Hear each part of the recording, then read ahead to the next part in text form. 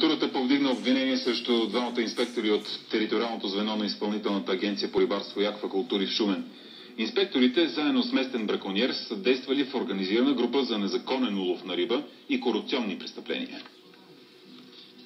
Двамата служители и браконьерът са задържани късно снощи на главен път Шумен-Ябол край град Велики Преслав. Пътували са в служебен автомобил на Изпълнителната агенция, в който са намерени оръжия, надуваема лодка, незаконно притежавана полицейска палка, акумулатор, произвеждащ ток за лов на риба в промишлени количества.